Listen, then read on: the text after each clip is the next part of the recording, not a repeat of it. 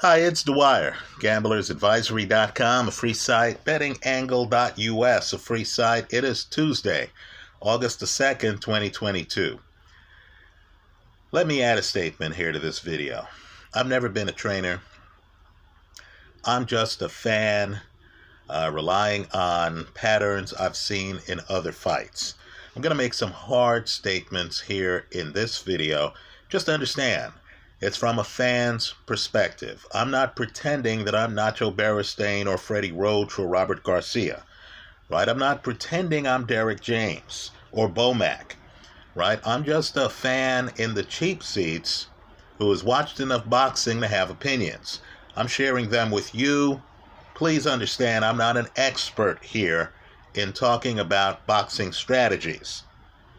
So, let's look at this Michael Conlan, Miguel Marriaga fight. But first, remember, the opinion you should follow should be your own. Just consider this fight to be a second opinion from a complete stranger online. Now, Conlan, former Olympian, is one of the slickest boxers, one of the most visually arresting fight styles in the sport. He's smooth, but let's be critical. He's 30 years old. This is not a 21-year-old or a 22-year-old who's just learning the sport. Right? Conlan should know better. Right? I'm going to criticize his performance against Lee Wood. Understand, you need to know about that fight. It happened this year. Right? Wood was the reigning champion. You need to look at the end of that fight, right? Conlan goes down in the 11th round. We're to believe that he was ahead on the judges' scorecards going into the 12th round, and then he gets knocked out of the ring. Right now, that could happen to anybody. People get tired, right? But what I want people to think about is the fight style. Understand, we're in an era right now of some great, and I mean great, fighters who can switch, right? One of the guys who beat Miguel Marriaga is Lomachenko, right? Lomachenko can be right-handed, Lomachenko can be left-handed, makes it look seamless, right? The lineal heavyweight champion, Tyson Fury, is a switch, right? You can watch a Tyson Fury fight where he's shooting a right jab and convince yourself that he's a southpaw. Right? He's not. He's actually a right-handed fighter. Right? Fury makes it look seamless. And of course, the man who I consider the best in the sport pound for pound right now, Terence Crawford, is a switch hitter. Right? Even against fast Kell Brook. Kell Brook still has blinding hand speed, folks. I don't care if he is retired. Right? Crawford starts out with one stance, 2 rounds in, he changes against a fast-handed guy to a different stance, gets the stoppage. Now, Conlan fancies himself a switch hitter. Right now, this is not to diminish Conlan's talent. He obviously has a lot of talent. But to the Conlan crowd, let me ask a few tough questions. First, let me say, I've looked long and hard for the odds on this fight. I haven't seen them. I'll say this. If you're thinking about betting on Conlan, please consider the fact that Conlan just got knocked out the ring. I'm just telling you the world is different. Also, consider the other side of the argument. I'm not sure if Conlan, who claims that his fall in the 11th round, the round before the 12th, was a slip, right? I think he got hit with a left hand, but Conlan maintains it's a slip. You need to ask yourself how easy it is for Conlan, who was up big, right? Gets the knock down in the first round, comes out, hurts lethal Lee Wood in the second and third round, right? How Conlan psychologically is going to bounce back from being methodically walked down in the fight from that point forward. But here's what troubles me the most. And again, Conlan's 30. Right? Long pedigree. Former Olympian. He's fighting Leigh Wood, who has fast feet. Right? Leigh Wood, you notice, is coming in on his front foot, and wherever Conlan is, no matter how slick Conlan looks, Leigh Wood is able to walk over to him and have him up against the ropes. Right? Revisit the first round. It's Leigh Wood who comes out fast. Right? He gets caught in the round and he's badly hurt. Takes him a while, takes him a few rounds to recover. But the way the fight starts off is with Leigh Wood closing the distance between himself and Conlan and roughing up Conlan.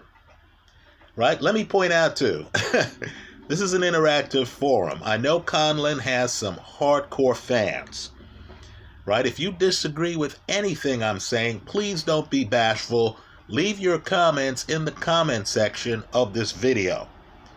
Right? The point is we want to have an ongoing dialogue, both before the fight, like this video, and after the fight, in a post-fight video, where guys are giving their thoughts on the fighters they're thinking of.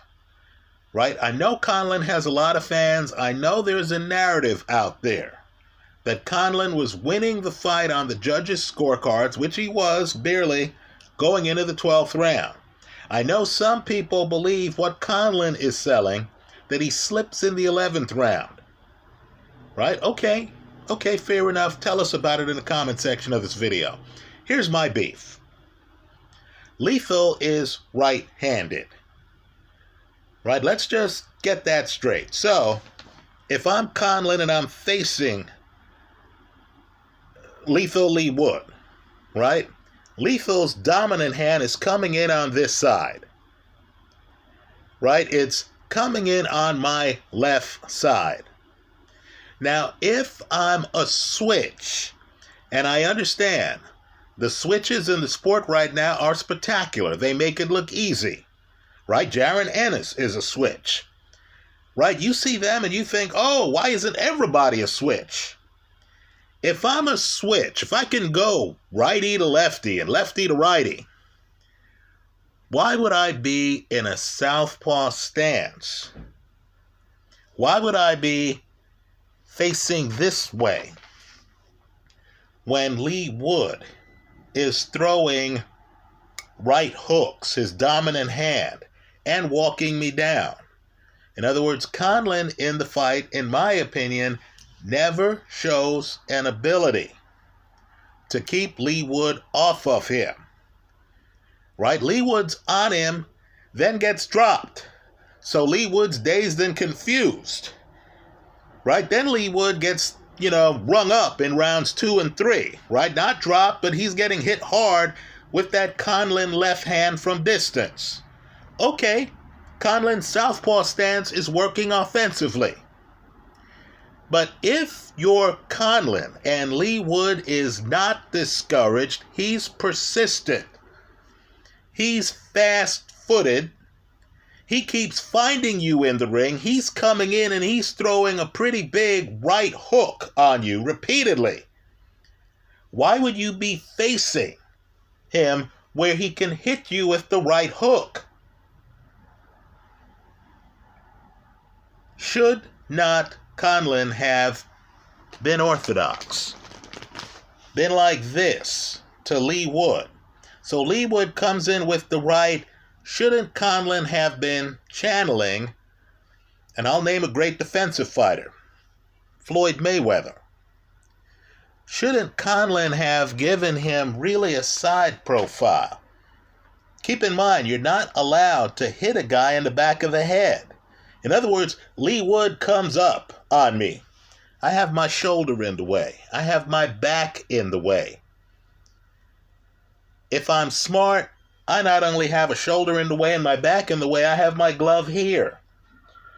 Doesn't that take away Leigh Wood's right hook? Doesn't Leigh Wood have to do something other than just walk up to me?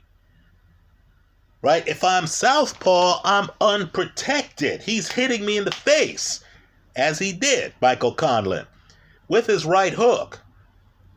If I'm orthodox, I can have him covered.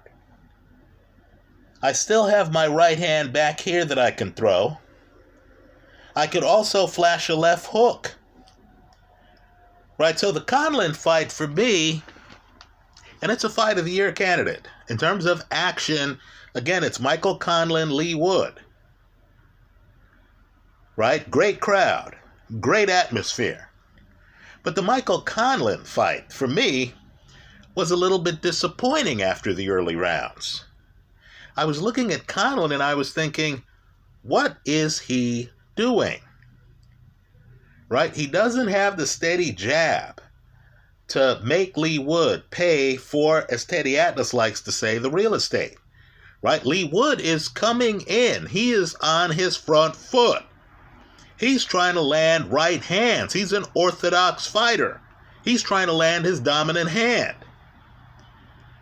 Right? I didn't see where Michael Conlan was able to slow down Lee Wood. And I believe one of the secrets to boxing is being able to control the pace. You're Conlan, you knock Lee Wood down, you rough him up the second round, the third round he still looks shaky, you're up 3 rounds to none. Right? At that point, don't you want to slow down the pace? Don't you want to force Lee Wood to try to find you? The way to do that is not by standing in the pocket and then being there for Lee Wood's right hook. That's not the way to do it. The way to do it is to change up the angle. Right? You understand. Lee Wood, right-handed fighter. He's throwing right hooks. Don't you want to go orthodox? Don't you want to band? Don't you want to get defensive? Don't you want to have Lee Wood's right hook line up with your back? Let me also say, too, and I was a little bit startled, the fight is so fast-paced that Conlan, in my opinion, seems to run out of gas. Let's say around round 7 to 8. Right? And even there, he didn't seem to know how to slow the fight down. Right? Here's another suggestion. If you know Lee Wood is going to try to come find you, right? Lee Wood's not even being subtle about it. If you know he's front foot heavy, wouldn't you try to meet him in the middle of the ring and clinch him? If you're not defensively sophisticated enough to switch to righty and then to mess up his angles, right? Have your opponent thinking, oh man, the angles have changed. Isn't that the point of being ambidextrous? Right? If you're not that savvy, then wouldn't you, before Lee Wood walks over and tries to bully you over to the ropes, wouldn't you want to stay in the middle of the middle of the ring? And wouldn't you try to make this a wrestling match? Right? Walk up to him, grab him if you need to before he gets started. Think Anthony Yarde against Lyndon Arthur, the rematch. Right? Yarde understood, I can't lay back and then have Arthur establish his jab. I have to walk up to him and I have to turn this into a wrestling match just to slow the fight down. Right? I'm off to a good start. Now I want to slow the fight down and make it messy. At 30, Michael Conlan, who is slick, who has a lot of skills, who has a spectacular left hook from distance that's really unorthodox, right? He throws it without bending his elbow. Right? Conlan, who has a lot going on, didn't have that extra sauce, in my opinion, to slow down the fight, to meaningfully change the angles. He could fight ambidextrous, he just doesn't know when to do so. So, what I want people to do, and again, I have not seen the odds for this fight, I'm just giving an overview, is to consider the fact that Miguel Marriaga is the kind of cagey vet who is not going to be bashful. He's going to be on his front foot, trying to test Michael Conlan. And even though Marriaga lost to a master, right, Vasily Lomachenko, another switch hitter, I don't think you could look at the Lomachenko fight and then say, wow, he had problems with Loma giving him different looks. He's going to have problems with Conlan. Right? Because keep in mind, Loma is a guy who knows what he's doing. Right? Loma's not there having a problem for 12 rounds with Lee Wood's right hook. Right? Conlan, it was fascinating because Conlan looks like he has a higher ceiling than Lee Wood. Right? Lee Wood is your rough and tumble guy who, is going to leave it in the ring. In other words, Lee Wood's attitude is, hey, I'm going to throw punches. My best chance of winning this fight is to try to cuff this guy around. I'm not going to be bashful. I'm not depending on judges. Whereas Conlan's game is really a game of different angles, making you miss, long left hooks, subtle movements. Right? Conlan looked great. I'm just not sure if Conlan could control tempo. And if you can't control tempo, I understand Joet Gonzalez beat Marriaga. Marriaga has lost some wide decisions. Marriaga has 5 losses. The fight is going to be in Conlan's backyard. Right? I'll just say, though, I'd be cautious. Boxers are human, too. This guy just got knocked out of the ring. Right? Knocked out of the ring. This guy, in my opinion, was up 3 rounds to none. Then gets methodically beaten. Understand, I know the folklore is he's winning the fight entering the 12th round. 2 of the judges have him up by 1 round. Right, folks, he's just been knocked down at the end of the 11th round. Then he gets knocked out of the ring. Even if he got back in the ring, Lee Wood was going to win that round 10-8 and was going to swing the 2 judges who had him down by a round, right? Unless Conlan, who only has 8 KOs career, somehow found a way to drop Lee Wood again, right? He drops him in the first fight. Let me also say this too.